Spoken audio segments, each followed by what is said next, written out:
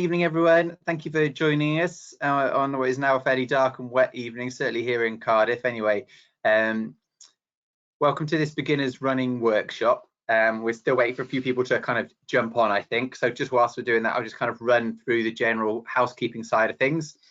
First of all, apologies to those of you who perhaps signed up for this right back in September. This was due to take place during Adult Learners Week. It was part of that campaign.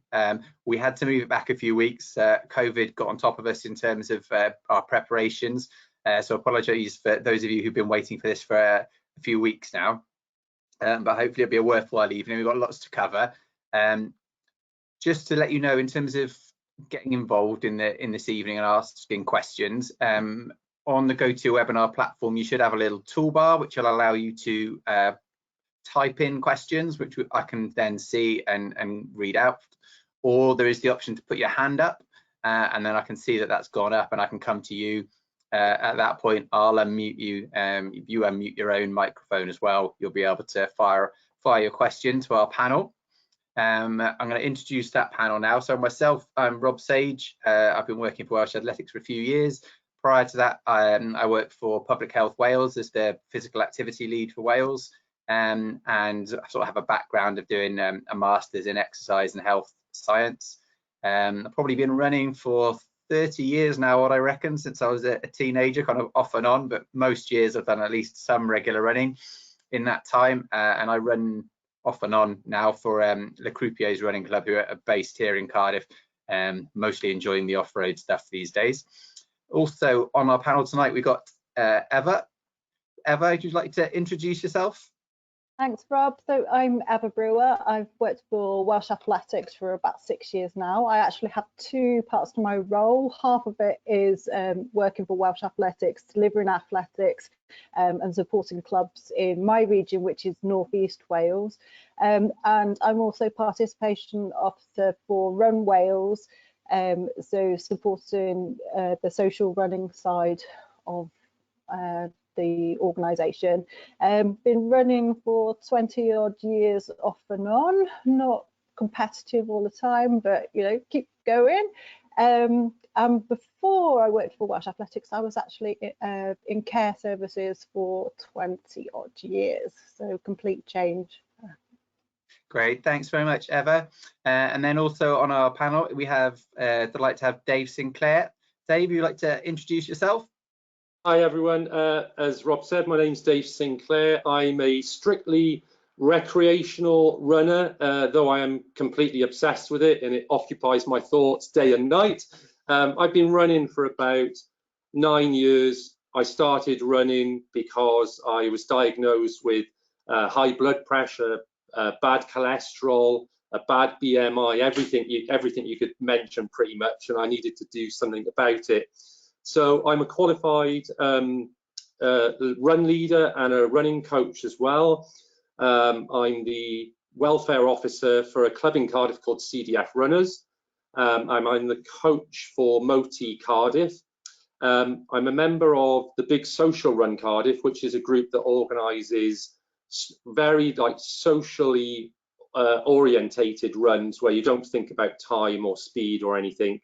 You just think about meeting new people, having a laugh and having a bit of a run at the same time. I was very lucky enough almost a year ago to the day to be awarded the Run Leader of the Year as well by Welsh Athletics. So that was really great. And yeah, as I say, it was about a year ago to the day. So that's about me. I enjoy trail running is my big thing, and I just do it all the time. I'm a big Instagrammer, for right or for wrong.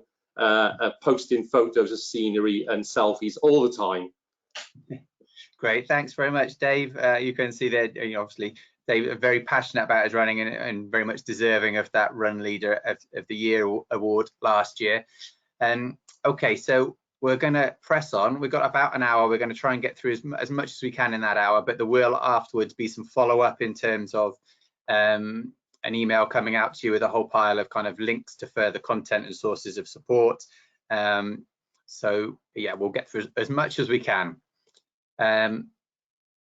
Okay, hopefully everyone can see my screen. These are the things we're going to try and cover, kind of starting with a little bit of kind of, I guess, the kind of psychology, that why you got into running, and where you might be on your own running journey. Then we're going to look at kind of about the difference between clubs and groups, and then training plans and goals. A little bit on kind of the skill of running, a little bit about kind of how you actually run, which is something we don't always think about. We're going to cover kit and equipment. And then we'll get into kind of further support and question and answer. I am going to pause as we go through for questions.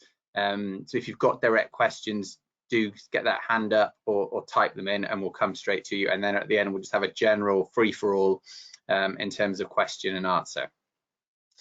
Okay, so first of all, this is the behavior change cycle. So I guess this is my kind of background area. Where are you on your running journey? I'm assuming most of you are now people who got past that stage of I'm never going to run, I cannot be a runner, and have moved into this kind of cycle in the middle of either thinking about starting running, getting ready to run, kind of you've made that commitment that I think I'm going to be a runner, having actually kind of made a start, but perhaps not into a sort of set routine or a regular routine, then into that kind of, right, yeah, I'm a regular runner, I'm going out each week, I'm doing it.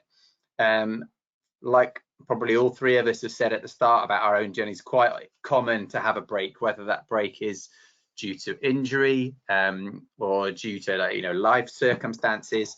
It's almost inevitable at some point you'll probably have a pause, and then you pretty much go back round this cycle. And I expect the more times you do this, perhaps the easier it becomes to get through those first few stages of moving from thinking, oh, I really ought to go for a run, I know I'd feel better if I did it, but I haven't got time.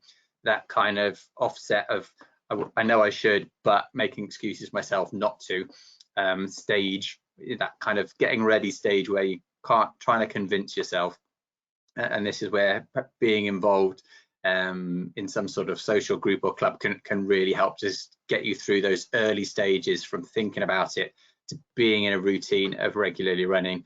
And then there's this kind of stage over on the left hand side there of really having got the bug and being really keen to share, which probably all three of us here have got, and you've perhaps thinking, right, I'm going to set my own group up, or I'm going to go and do a training course to become a coach or a leader so that I can share my kind of passion for running. And I know I've seen the benefits of, and I want to get other people into it. So that's kind of just a basic understanding. Hopefully you can kind of identify maybe where you are on that stage. And there's a little bit more here of detail. I'm not going to spend too much time on this, but that kind of contemplation phase at the beginning, I'm interested in the benefits, I'm considering it, but I still need that little bit of convincing. Maybe had a bad experience of running before or about being active, and just kind of needs that bit of support, someone to get them over the line, as it were, in terms of making that decision. And then there's the people who've relapsed, used to be a runner, something's caused them to stop.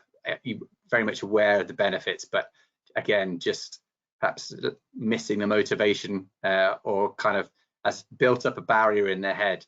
Thinking, actually, I'm not sure I can do this again. And again, just kind of needs perhaps the opportunity to talk it through with someone. Maybe tonight will be the thing that spurs you back into it, or spurs you to get in touch with someone and to get you back into these next stages of, right, I'm thinking about it, I'm going to make a plan, I know running is going to help, I'm going to give it a go. Perhaps started doing some running, but perhaps don't think yourself of being a runner yet, and you're not necessarily doing it regularly, but you've made a start. And then this is obviously where we're hoping to get everybody to, is that maintenance phase, which is like, I'm a regular runner, I'm going to do a park run each week, or I've got my routine where I know I go out 2 or 3 times a week perhaps, and regularly are running. You're seeing the benefits of it, you're increasing your confidence. And then this final stage, which we've got these generic pictures in here, but I felt like we probably ought to stick Dave in there. Committed runner, highly enthusiastic. You understand the journey that other people are going on, and can kind of help those people along through that journey. So that's just a real whistle-stop tour of the kind of different phases of the behavior change cycle. I'm just going to whiz back to this slide here and see, are there any questions that people have got, and maybe just ask Eva to kind of say, give her own sort of reflections on her running journey and kind of what helped motivate her to sort of get through that cycle. Eva, your thoughts? Yeah, so I can probably have gone through all of those stages at different times in my running. So when I was at school, I wasn't very good at sport. I wasn't very good at running, but I absolutely loved athletics and used to go to athletics club in Bedford. Again, wasn't very good, and then sort of carried on during school, and then after school sort of lots of things happened sort of personally, so completely went away from sport completely. And then it wasn't until I was sort of early 20s that I decided, right, I'm going to get fit. I could feel myself, you know, wasn't the best shape, and I went to the beginners sessions at Bedford Harriers. And it was great because we actually started on, there was a rugby field right next door to the stadium, and that's where we started. We literally just did laps of the pitch there, and gradually built up. And then over the weeks with their beginners program, you know, you do more and more.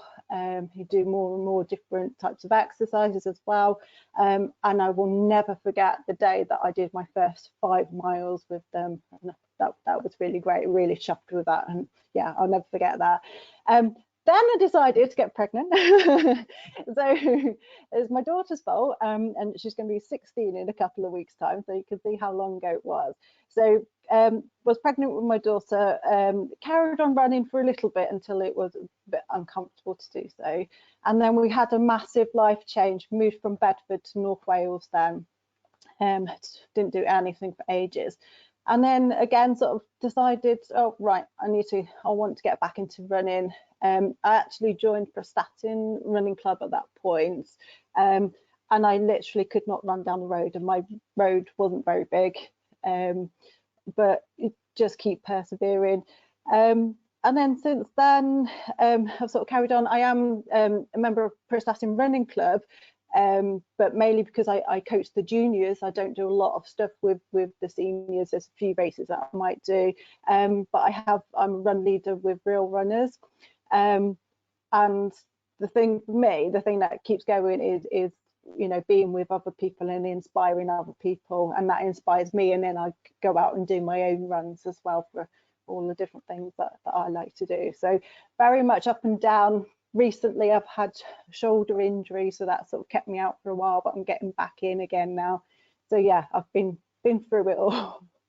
Great, thanks very much, Eva. I think part of the reason for sharing this is just to kind of highlight that wherever you are on your running journey, you're unlikely to stay in one place forever. You know, you're going to go through these cycles, you're going to go up and down, and that's absolutely fine.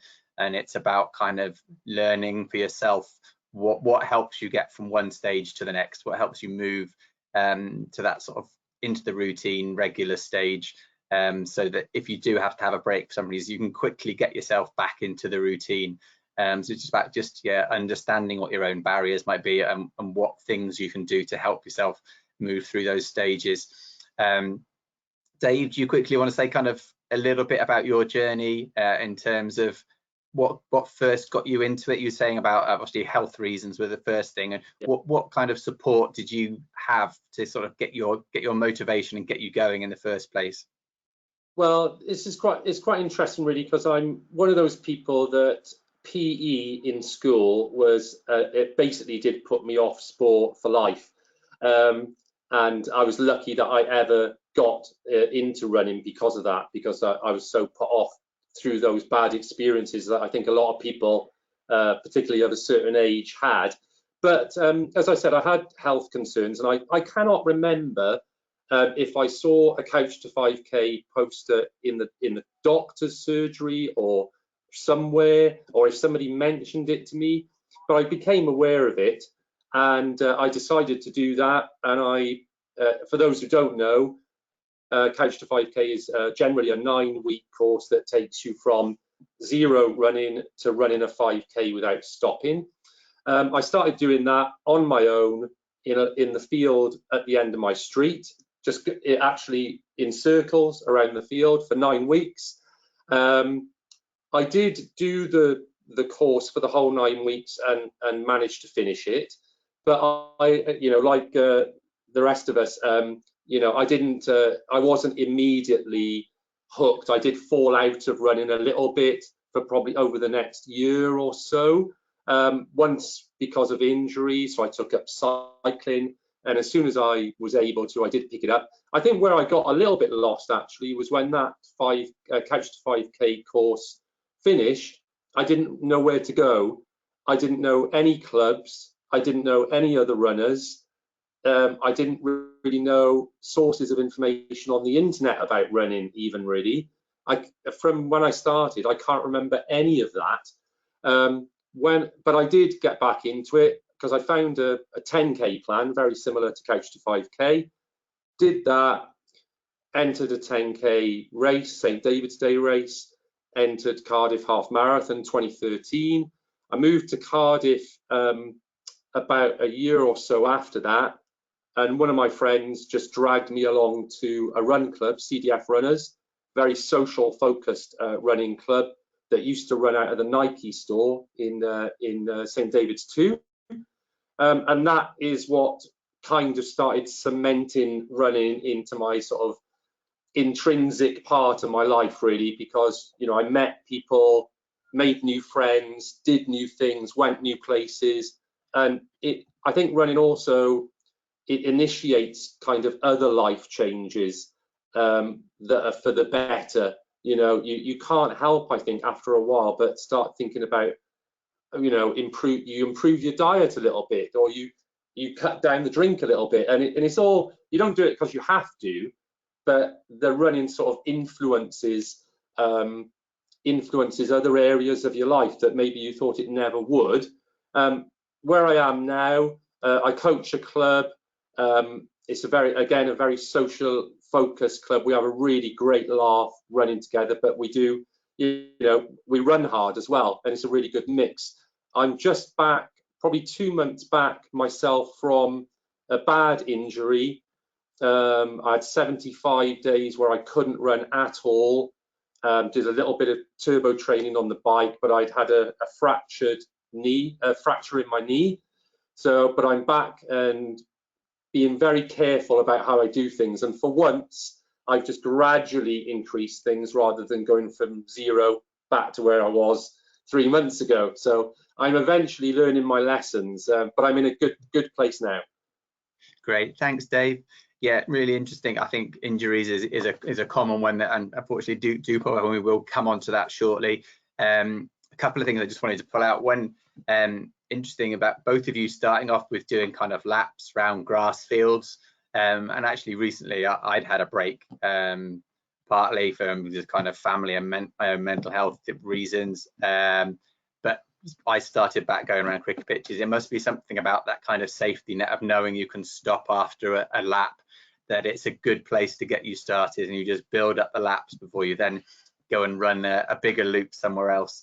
And you also mentioned kind of running becoming intrinsic, and this cycle, if you want to get into the psychology of it even more, you can kind of run your motivation alongside it, and often the thing that gets you thinking about it in the first instance is an extrinsic factor, something external, like a health issue or somebody else pushing you in towards it, or you're going to fundraise for someone, you've decided you're going to do a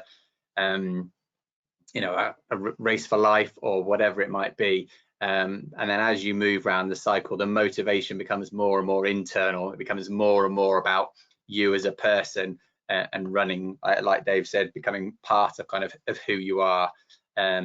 So that, yeah, just a little bit more on the psychology. Any questions on that kind of behavior change side of things, or we're going to flip right now over into the kind of more practical stuff about getting into running and making it part of your life. Haven't got any hands up at the moment or any questions in the chat box, so I'm going to assume that it's okay to move on, but we will have more question time at the end. So hopefully I'm just going to flip through these. Okay, so the next one, like how to progress. So kind of you've started, you've kind of got going on running, you've maybe done something like a couch to 5K, which Dave mentioned at the beginning, but where do you go next? First of all, we're going to look at kind of that support network that perhaps can wrap around you, whether it's a group or a club. And I'm going to ask Eva to just describe what the difference is between an athletics club and a social running group, and maybe what the kind of benefits of each are. Over to you, Eva. Thank you. So in fact, your journey might actually start at a group or a club. There are lots of clubs that do the 0 to 5K program. There are lots of groups that do the 0 to 5K program as well. So you might already be there, but you might be starting and you're on your own, and you know, sometimes running on your own is really, really difficult. I know we're about to go into lockdown, so we've got some tips for that on the Welsh Athletics website and Run Wales website. But the difference between the group and club, if I start with clubs first of all, I think the thing with clubs, and we're talking about affiliated clubs, so these are affiliated to Welsh Athletics. So within these clubs, they have access to events and leagues and competitions on a club basis, but also on a regional basis and on a national basis as well. So thinking about sort of my age, it would be masters now, which I don't like to admit, but that's what we're into. And also, you know, we were talking earlier between the three of us about London Marathon, so clubs get place for London Marathon. So depending on which club you're in, whether they do a ballot or pick your name out of the hat, you know, get a chance to do that.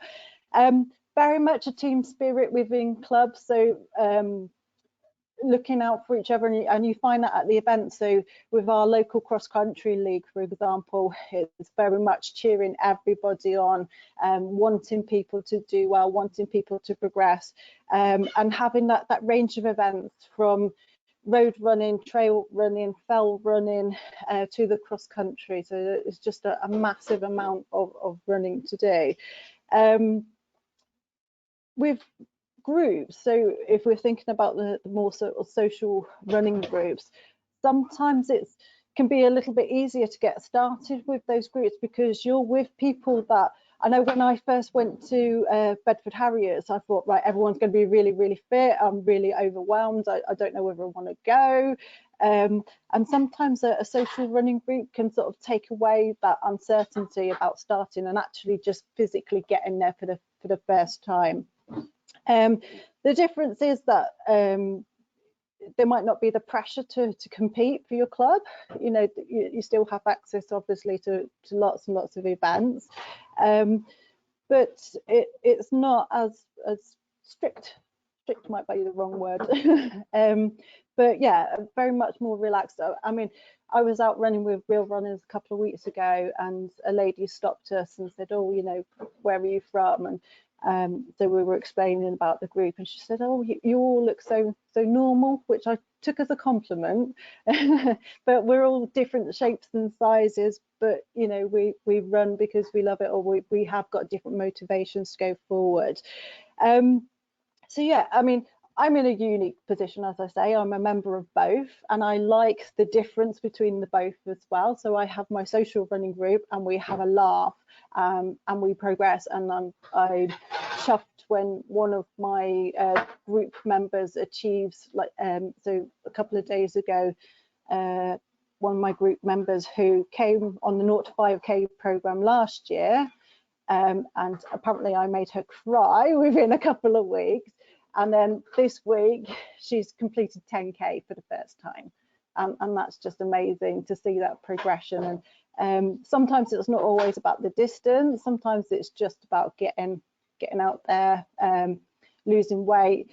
It can also be about being with other people as well, so you're not on your own, and having that like-minded way of training.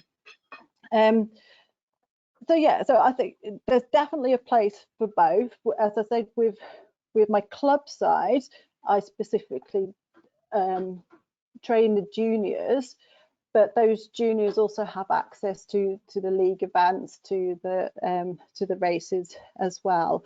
But I like to have the option that one day I might go back to doing the cross country for the club and be good enough to do that, which would be really great. Or that I can do regional championships as well within the club races. So there's those differences as well. So sometimes you might find, and I have got another group member of Real Runners that is part of a social running group and part of an affiliated club as well. She likes the difference as well. Great, thanks, Eva. So yeah, the difference between the two there. So just for kind of clarity, so within Welsh Athletics, all of our clubs, there's about 110 across Wales, are affiliated to us. So we're effectively a member organisation, Welsh Athletics, and they pay that affiliation, for which they then get support back from us, and they get insurance, and that insurance then helps cover them if they want to take part in events and competitions. You'll quite often see, if you're entering a race, there's normally a difference in price for affiliated and non-affiliated members, and that's where that comes from. It's because if they're an affiliated club, their insurance is already covered, whereas if you're just entering as an individual, normally event providers will add on the cost of the insurance, which is that extra £1 or £2 for entering a race. So that's where that comes from. And then Welsh Athletics set up Run Wales as like a social running program, because we kind of like recognise that there were all these social groups out there, that we could perhaps provide some support and encourage more of them to get started. And the main thing that we kind of offer as support to those groups is the training for leaders for those groups. And again, that kind of helps, I guess, with the insurance side of things, is having somebody trained up as a leader to kind of take those groups out. So that's just hopefully the difference between clubs and groups. I'm just going to ask Dave to quickly talk a little bit more about training plans, and kind of, we've already covered a little bit around kind of that initial 0 to 5K, but I think it's always really important to kind of have a goal to aim for, and that goal might not be a distance related goal. It could just be a more personal related goal, a health related goal. I'll ask Dave to just talk a little bit about that, and then we'll have some time for questions. So if you've got any questions, start typing them in now. So yeah, Dave, over to you. Just a little, if you allow me a little bit of plug-in on the last point as well, as with the affiliated clubs and the social clubs, with things like, I think we're very lucky now as well that we also have running communities as well. So people who maybe don't even run together, a good example is the South Wales Running Community Group that you can see on Facebook. So people who very often don't run together, but post up about how their running is going. Also, what I'm involved in, the big social run, which is in Cardiff, Swansea, Bridgend. That's very focused on people who are in social and affiliated clubs, but also people who actually run on their own, but they like the idea, maybe it'd be quite good to run with someone else. So at our events that we've had for that, you know, we've had lots of people who've never run with other people before, actually maybe thought they never wanted to either, and you know, find that they actually really enjoy it. So it's really good that we've got, because of social media and the internet, etc., that we've got those sort of additional outlets now as well.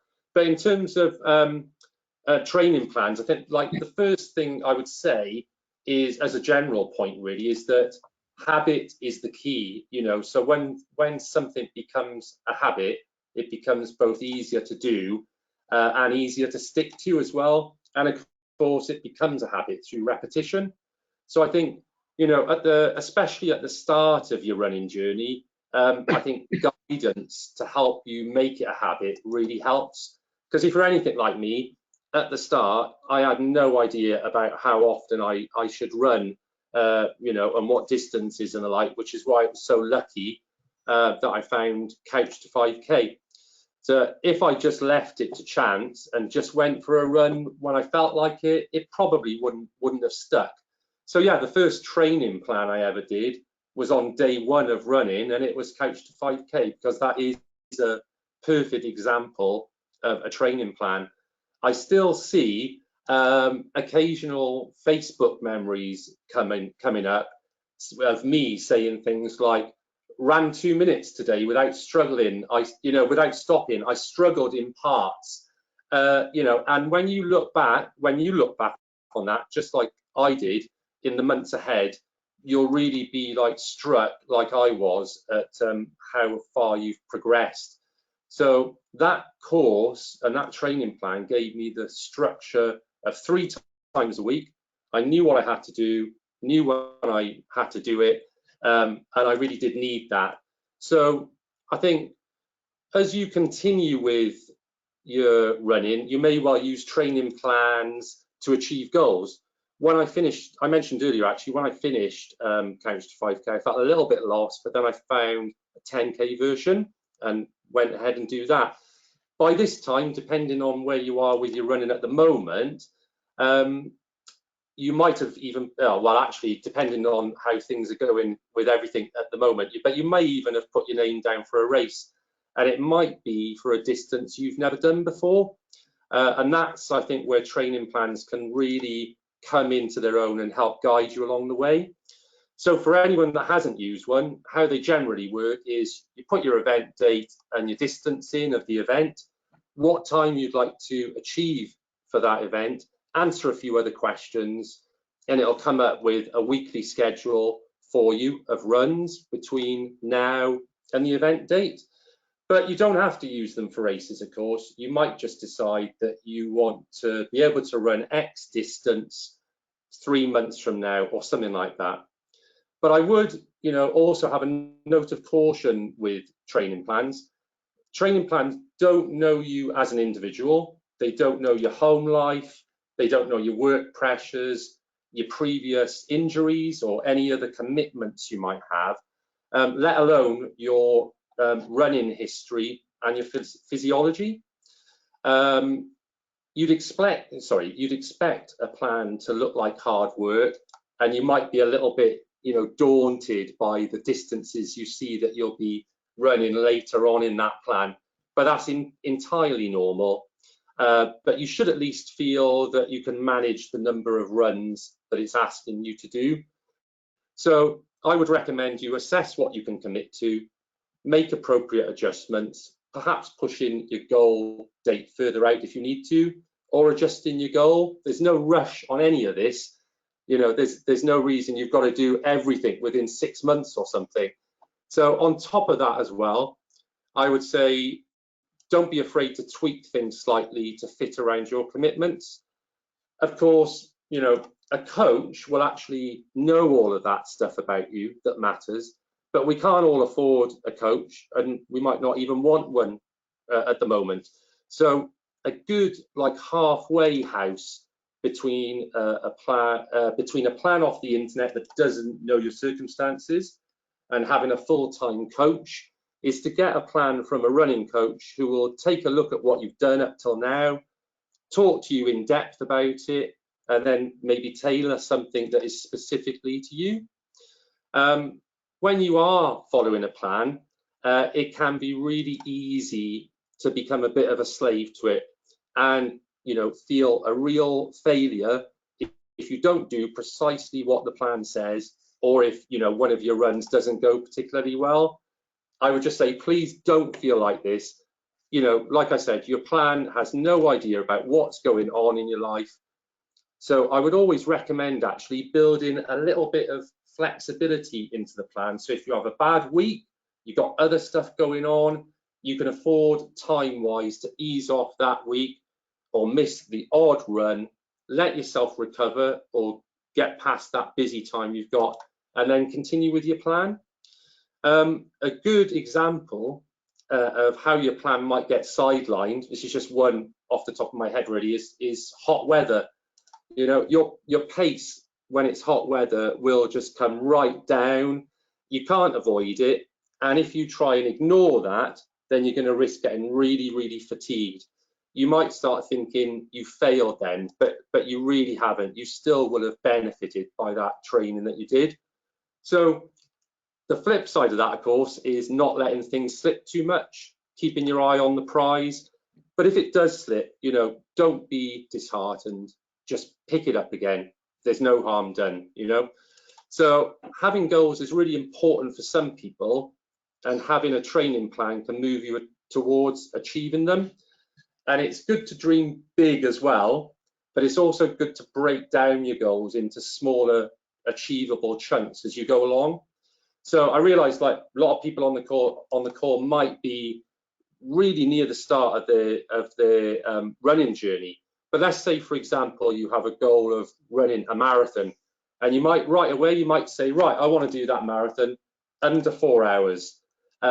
Depending on your general running pace, you might think, actually, that sounds like a bit of a tall order.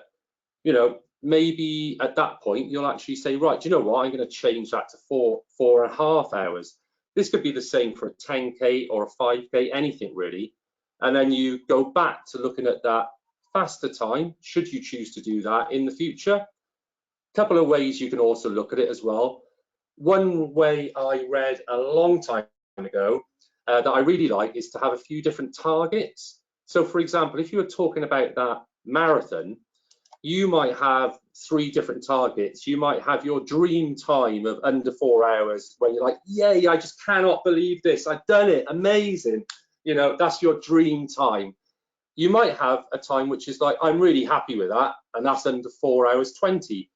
Or you might have, you know, under 4:45, that's a really decent time. Anything else is happy to finish because it's your first marathon. All of those are really good targets for you, and they also help you not feel disappointed if you don't get that big high level dream that maybe you had from the beginning. You know, there's, like I keep saying, there's plenty of time to get onto those other things if you choose to do them.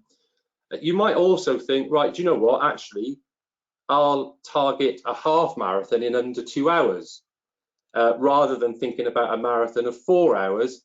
When you achieve that 2-hour half marathon, you think, right, do you know what, now I'll start planning the marathon. The important thing, though, I think, with all of that is, there's many things you can achieve on the way that are real achievements in themselves, and you should be proud of those, and they're all really good things to do. So what I would finish by saying is, you don't have to have targets or goals like these. Like many people, myself included, when they start running, they soon start thinking about races, personal best times and stuff like that. And it is great and it is motivating, especially when you're talking to your mates about it. But there's absolutely nothing wrong if you don't feel like that. Maybe you just want to get out 3 times a week for a 5K and feel good and stay injury free. You know, just to say there's nothing wrong with that. It is still absolutely amazing. So difficult though it is, use others to encourage yourself, but don't try to compare all the time. And don't think that you constantly have to get faster or go further, because going out and running any distance whatsoever is still an amazing achievement, and you are a runner. So I'd leave it there. Thanks very much, Dave. Yeah, no, I absolutely sort of echo that message of there's often a temptation to get drawn into this. Oh, I've started, I've done 5K, I must do 10K, or then I've done 10K, I must do a half marathon. I've done a half marathon, I must do a marathon. Absolutely set yourself your own goals. Like you say, just becoming a regular runner might be enough of a goal. It doesn't have to be about always progressing to further and faster. Just to say that there are training plans on the Run Wales website, and after this session tonight, I'm going to circulate I'll probably just put an email with a document with a whole pile of links to all these things in, so it'll hopefully be in there. I'm going to move us along because I'm aware of time. I know we've got a question come in that I think we also got emailed looking around coming back from injury. So I'm just going to cover this next topic, and then this will relate to that kind of covering injuries and what to do. So this one is about kind of the skill of running, about your posture when you're running. And just whilst I'm talking, I'm going to play this video, which hopefully everybody can see, which is done by a guy called Russell Bentley, who's a runner up in North Wales. He won the Snowdon Marathon last year, so he's a regular runner. He's also in the Masters age group like me now. So this is going to be going in the background whilst I talk. So here you'll see this is kind of poor technique in a way. He's deliberately doing it. So his stride looks quite laboured. His feet were landing in front of his centre of gravity, whereas here it looks like he's just bouncing up and down. The treadmill is going at exactly the same speed. So here he looks like he's putting in a lot more effort, but he's also wasting a lot of that effort because of landing in front of his body weight. He's got a much more risk of injury because the contact time on the floor is much longer. Here he looks much more relaxed, much less impact, much less risk of injury. He's going at exactly the same speed. It looks very different, even though he's going at the same speed there. I'll just play it one more time like I'm talking. So what's really important is that trying to lift yourself upright, trying to minimize that contact time on the floor by pulling your foot off the floor, is where your hamstrings come in. It's important to kind of keep yourself really well strength and conditioned. I think the question we had was around calf injuries and the soleus, which is that kind of deep calf muscle. Hard to get into individual kind of injury advice, but what I would say is I've had similar. I've pulled my calf muscle, and the key thing is to strengthen those calf muscles up.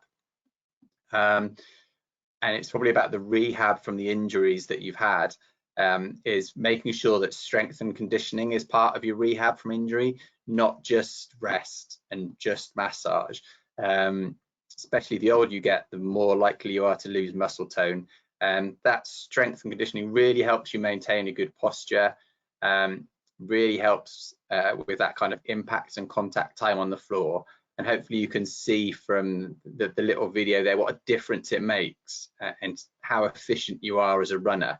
And it's something that I try and do now when I'm doing my warm-up. So if I'm doing at the start of a run, I might do 10-15 minutes of just easy running before I even think about doing anything any faster. But even if once a week you say, well, this run I'm not going to think about anything else other than my posture, I'm going to do a 15-20 minute easy run so that I'm running within myself, but I'm going to concentrate on making sure that I've got good posture for that run. And the more times you do that, then it kind of filters into all your running. And I think I'm just going to ask Eva a little bit about to just tell us a bit about the sort of warm-ups and strength and conditioning she recommends for her running group up in Rhyl. Eva? Yeah, so a massive advocate of strength and conditioning and stretches and warm-ups with running. You're more likely to reduce the chance of having an injury if you factor in all of those elements. And I'm known for being annoying and saying, right, you've got to start from the bottom. You've got to start from having strong ankles, work on your calves up to your knees, because if those things don't add up, then you're going to be at risk of injury. So massively doing strength and conditioning, also things like Pilates and yoga to stretch off the other side as well, massively important. What I would say in terms of warm-ups, it's all about being dynamic and moving within your warm-up. So making sure that you're doing a light jog to begin with, and depending on how long your session is, obviously depends on how long you need to warm up for. And also, as Dave mentioned earlier about the heat, so if it's really hot, you might not want to warm up as long in terms of the jog, whereas now as it's getting colder, that you might want to take a few extra minutes to do that. So we generally do a jog around Rhyl Events Arena, so a nice little circle around there, obviously depending on where you are, and then some dynamic stretches to get the hips working, get the arms working. So things like leg swings we do, which you can do on one foot side to side and backwards and forwards, and what you're doing is you're gradually increasing the distance with those swings each time to wherever you're comfortable with, because some people have more flexibility than others, and also you'll find out about your balance as well. So that's what I mean about starting right from the ankles. If your balance isn't good and your strength for your ankles isn't good, then that's going to affect some of your warm up as well as your running. So leg swings, get forward and backwards, things like high knees, which is bringing the knee up as high as possible, but it's really, really small movements. Skips, straight leg swings out in front. So all sort of gradually warming up the hip area, the knee area, the ankles. We also do a bit on balance as well, as I mentioned, and getting your arms moving as well. So actually doing the arm movements and gradually getting a bit quicker, a bit quicker, a bit quicker. So all of those before we start, and then again, depending on how long you're going for and what terrain you're doing as well, I might sort of change and the focus of what we're doing. Yeah, thanks very much, Eva. Definitely, I would agree with kind of starting from the ankles up. You know, all the pressure goes through your feet. So having those sort of strong ankles. I mean, what I do is my family laugh at me, but you know, pretty much every time the kettle's on or I'm waiting for the toast, I'm doing calf raises stood in the kitchen, or I'm stood on one foot trying to check my balance to strengthen up my ankles, just little things like that. Then you haven't got to set aside time necessarily for a set strength and conditioning session, but you're just always doing those sort of things. You can progress on to trying to do, you know, calf raises on one foot. Again, there are going to be lots of signposting, but the Welsh Athletics YouTube channel has a whole series of webinars around physical preparation, looking at different things you can do to kind of measure and test your strength, using animal shapes like crawls and all sorts of different things to kind of strengthen that core. In that picture that's still on the screen there, so your core strength and your lower back strength, it really helps with your posture. Off-road running, as long as you've kind of got an element of ankle strength to start with, it is good because you've got a slightly different surface that's not completely flat, will help build up kind of strength in your ankles and knees. But I would start, if you're especially coming back from an injury or you're starting, is start on a nice flat surface. But back to our cricket pitches and rugby pitches is another good place to start. So that's just a little bit about the kind of skill of running, if you like, which is something definitely to not forget, and the importance of strength and conditioning and warming up. I hope, I think it might be Michelle that's put a question in. I hope that kind of answers some of that for you. Any other questions at this point, or we'll move on to the next topic? No. Okay, I'm gonna press on. We've seen that video. So the next one is we're kind of onto the external stuff. Trainers, clothing, watches. Trainers is a really hard one to give kind of individual recommendations. There's so many out there, and obviously there's also now these super trainers with varying levels of kind of cushioning and extra support and goodness knows what built into the soles of them. I mean, I think what I would first of all say is try and get to a shop that can do some sort of gait analysis and give you some advice that can put you on a treadmill perhaps and can just have a look at how your foot's landing on the floor. But again, I think going back to the last slide, the first thing is to try and improve your running style itself, minimize that contact with the floor time so that you're not breaking and having a lot of pressure going through your foot. And if you improve that kind of style, then you may not need the extra support and things that are in your feet. There is again a blog on the website that we had from one of our partners, ACE Orthotics, who podiatrists, talking through the difference between kind of pronation and overpronation and whether or not you then need different types of support in your shoes depending on how your foot's landing on the floor. So there will be more information you can kind of look at into that. But again, for a beginner, I think the main thing is just to have, you know, a good, decent shoe. Don't go spending 150, 200 quid on day one. You can get perfectly, you know, good, reliable pair of shoes for sort of 50 quid. And there is a bit of suck it and see. There is a bit of trying and seeing what works for you. I would also look at how you lace them up. I've learned this from physios that actually if you don't lace them up correctly, you might be a good, really high quality support shoe, but if you don't lace them up correctly, that support's not working.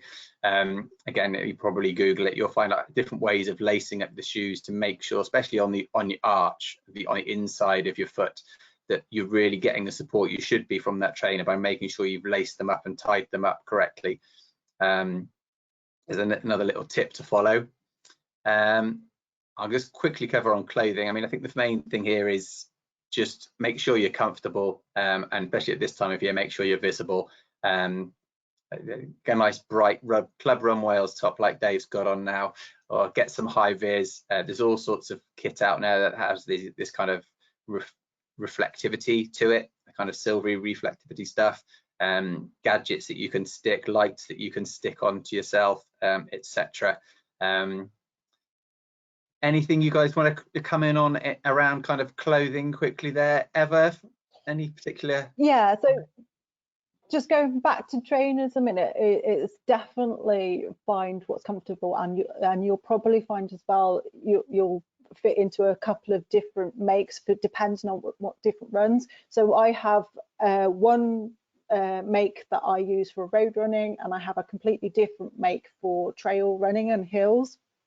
And that's what suits my foot, and also I go half a size bigger in my trainers than I do to my normal shoes as well, so account for a little bit of heat and swelling and things like that, but it fits more comfortably for me. So I definitely have different trainers for different types of events, and I don't have loads of trainers, but I do rotate what I'm wearing on the different days that I'm running. In terms of clothing, you don't need to go, same with trainers, you know, if I spend more than 35 quid on a pair of trainers, that's expensive for me. Same with clothing, whatever's comfortable, whether it's leggings, whether it's shorts. Definitely, as we're getting into winter, more layers, but then if you're thinking about your high vis on the top and you're starting to take off layers, make sure that you've still got something underneath it that is going to be high vis, and you're not having to mess around in the middle of a run as well. Great, yeah, thanks, Eva. Dave, where are you on the trainer and clothing side of things? Yeah, I think like you mentioned, to get a gait analysis, I think is really important. There's lots of good places you can have that done. They should all, and I agree with Eva with regards to the half a size up, etc., which they should check when you have that gait analysis as well. I think something people forget about a lot is that the trainer should be comfortable. So you might have analysis done that says you need a particular trainer, and that's great, but it must be comfortable as well. I think you can feel a little bit overawed in a shop when you've had this analysis done. You might be feeling a little bit uncomfortable. You don't have to be, but we're all a little bit like that. So you get this shoe on, it's the right shoe for you, but actually you might think, you know, I don't like the feel of this, and you might end up walking out of the shop with it. It's a good idea, just keep trying. They won't get fed up of you asking, you know, keep trying on until you find one that feels right for you. That's really important, I think. With regards to clothes, especially like the time of year we're getting into now, I feel a lot of people feel daft wearing a head torch and stuff like that. Don't feel daft about it at all. Safety is like obviously really important. You don't want to be tripping over and then not being able to run for months or something. So it's not daft at all. It's just safety, like everyone has said, you know, high vis.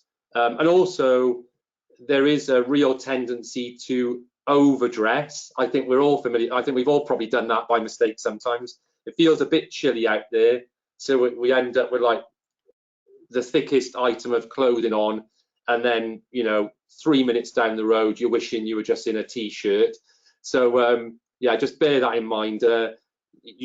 Unless you're going on a longer run where that is going to affect you more, if it's cold temperature, you'll probably find within 5 or 10 minutes that you know, your normal stuff is your normal type of stuff is enough to be wearing. The amount of people who've regretted that I've been on a run with, and we still laugh about it. Yeah, thanks, Dave. Yeah, absolutely agree. I quite often do that, and I mean, you'll find your own kind of place. I quite often end up going out with a woolly hat on, gloves, but then t-shirt and shorts, and that seems to work for me. So I hope that's kind of just giving you a basic kind of covering on trade. Watches, I think the one thing is, don't feel pressure to buy one. I've been running for 30 years. I still haven't got a GPS watch. I know that'll be like heresy to some people who like to share every run they've done on Strava or on social media.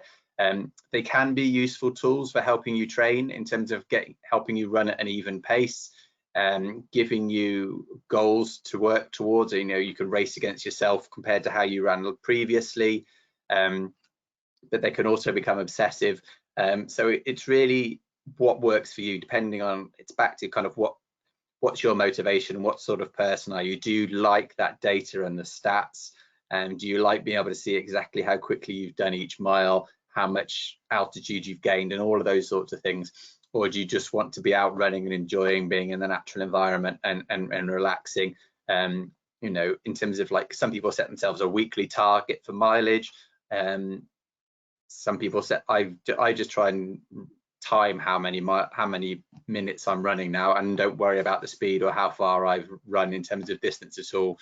I have like a 10 quid Casio from Argos that sometimes comes with me, sometimes I don't bother, and I just say, oh, I'm going to do half an hour today, or I'll go and do that route and see how long it takes me today, and that's that. So I think with watches, just don't feel pressured, and there's obviously a whole massive range out of there, and they do have their uses. I'm aware of time, so I'm going to press on. Again, if you've got questions, type them in on any subject at this point.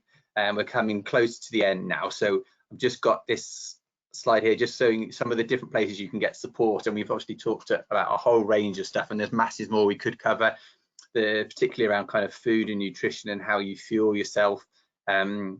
Again, there's more. We have done a whole webinars on this, and there is information which we can share with you. I think with food, the main thing is just to stick to a good, healthy, balanced diet. Learn how much energy you need to get you through your run. If you're doing like a regular Sunday long run, for example, you'll learn soon enough how much you need to eat in the night before, or what your body can cope with eating for a breakfast before a run, and how long you need to have between eating and then running, so that you don't feel uncomfortable and needing the loo the whole time you're running. We could probably do a whole session on going to the loo whilst running or not before, which we won't get into right now. Lots of topics we could cover. Lots of other places you can get information. I think one of the real benefits of being part of a club or a group, or even just like an online club or group, which I'll come on to in a second, is that you've got a whole range then of other people on there who are experienced runners, perhaps, who you can fire questions at and come back to. Like everything on the internet, just be wary. Some people will swear by certain things, or you must follow this plan, you must eat beetroot 5 times a week, and drink 99 gallons of water every Sunday before you go out, whatever it might be. Just be wary of Googling and running advice, and then that all sorts might come up. So hopefully our websites give you kind of a good starting point, and tonight's giving you a good starting point. Being part of a club or a group does give you that access to some sort of forum where you can ask questions of those perhaps more experienced runners, whether it's to do with trainers, kit, how to do a first race, or whatever it might be. This is just our quick plug at the end for our Club Run Wales. Dave's got the t-shirt on there, you can see, nice and bright. So this is like the equivalent of a virtual running club. So if you don't want to join an affiliated club, but you kind of feel like you want to be part of a club, so that when you turn up to a race or an event, you can have a shirt and a vest to run in and be part of that sort of club feeling. Those are some of the benefits there that you get from that. Like I said, it does give you access then to a specific forums and websites, and more expert kind of blogs and advice around nutrition and health, and more webinars like this. So again, if you're interested in that, do look it up, and link as to how you can join that will again be in the information we send out after this. I've kind of rushed through a few things at the end then, but I'm aware of time. I wanted to make sure we've got opportunity for any questions. We are near the end of our hour, but we have got time for questions. So if anyone has got any other questions they want to put it, either use your hands up function or type away. Come on, folks, don't be shy. Yeah, Dave's itching to answer the questions for you. Like most runners, we can't stop talking about it. So Absolutely, absolutely. It looks like we've obviously done a reasonable job in terms of answering people's queries that I haven't got hundreds of hands popping up at this point. So I do hope this evening's been really beneficial to people, that you've picked up some good top tips, and that your running journeys continue on from here, in whatever direction they might take you, whether they take you onto the road or potentially even onto a track, or up into the mountains, or just round around your local park with your mates, followed by coffee and cake. Wherever it takes you, I hope you enjoy it. Hope you stay injury free, focus on that strength and conditioning. And thank you from me. A final word from Dave and Eva, and we'll say good night. Well, I would just say, you know, keep at it. That you'll suddenly realise that it's kind of part of you, and you're not so much having to make yourself do it. And that does happen. And just allow yourself to enjoy it as well. Don't let anyone tell you what you have to do to be a runner. If you're going out and running whatever, then you are a runner, and it will improve your life. So just enjoy it. Thanks, Dave. Eva? Yeah, echo that. Also, on the days where you're not feeling it, set your kit out, put it on, put your foot out of the door, even if you start walking to begin with and then get into a run, just get out. And even if it turns into a walk completely, you know, that's what you need that day. But just keep going and keep going back to your groups and talking to other people. Definitely. Brilliant. Thank you both very much. Big thanks to Dave and Eva for joining us tonight. And yeah, all the best. Nostar. Bye. Cheers.